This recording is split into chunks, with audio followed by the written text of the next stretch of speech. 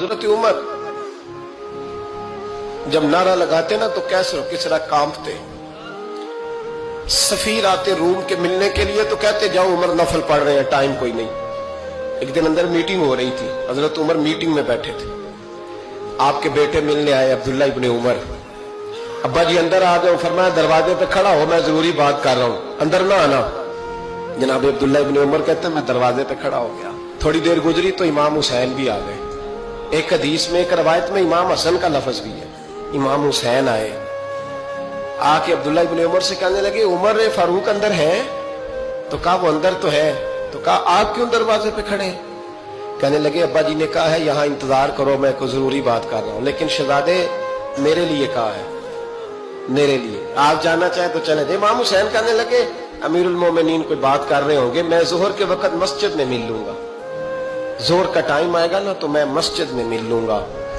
ये कह के चले गए। हजरत उमर बाहर आए तो हजरत अब्दुल्ला इब्ने उमर से कहा कि कोई आया तो नहीं? अर्ज की हुजूर हुसैन इब्ने अली आए, हुसैन इब्ने अली।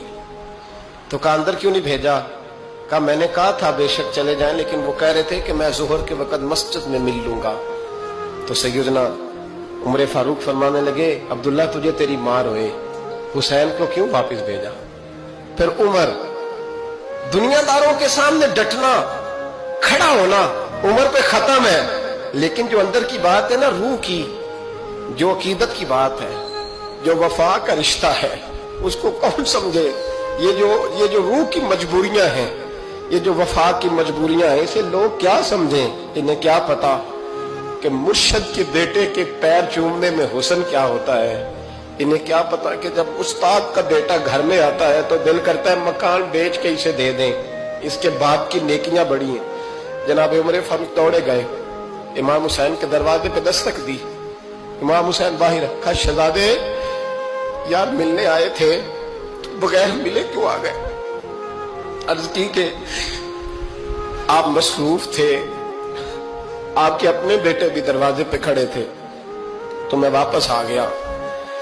इमाम हुसैन कहते उमर जज्बात में आ गए, सर से पगड़ी गिर गई, कहने लगे हुसैन मेरे बेटे का और हुसैन का क्या मुकाबला? क्या उसकी मां का नाम फातिमा ज़हरा है? क्या उसकी नानी का नाम खतीजतुल कुबरा है? क्या उसके नाने का नाम मोहम्मद मुस्तफा है? और फिर सर से पगड़ी उतरी थी, अपने बाल जोर से पकड़ लिए, कहने लगे हुसैन मैं ना मक्के में ऊंट चराया करता था और डंडों से मार खाता था अपने बाप से। ये जो आज सारी दुनिया में उम्र के नारे लगते हैं, ये तेरे नाने का सदका है। शहजादे मेरी वफा और मेरी वफा में जब तेरा दिल करे ना दौड़ के आ जाया कर। उम्र तो लोग, एक दिन इमाम हुसैन ने आके ना जनाबे फारूक आलम से कहा, खुतबा दे रहे थे बच्चों की तभी शुरू में, पता नहीं क्या बात आई इमाम हुसैन के दिल में, कहने लगे उमर नीचे उतरो, ये मेरे नाना का मिंबर है। तो हजरत सैयदना उमर सुनो, कभी मेरा भी बच्चा आ जाए तो मैं कहता हूं इसको पकड़ो यार, बच्चों को तो नहीं ना जुम्मों में मतलब जिक्र किया जाता, उतरना मेरे नाने का मिंबर है। जनाब उमर उतर के नीचे खड़े हो गए, तो कहा जाके अपने नाने के मिंबर पे बैठ।